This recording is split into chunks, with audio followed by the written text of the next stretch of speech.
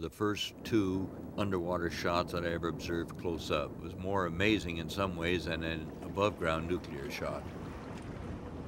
The rockets were set up at various angles and fired before the shot so that by the time they reached surface zero area, they were staggered at different elevations. So when the shock wave came up through the water, they could tell how long it was for the shock wave to hit a certain rocket trail, which gave them the propagation rate of the shock wave.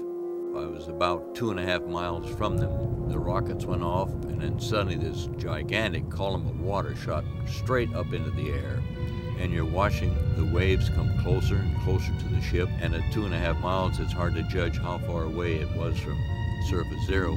But suddenly the waves just washed over the ship, and you could then see how gigantic the height of that wave was.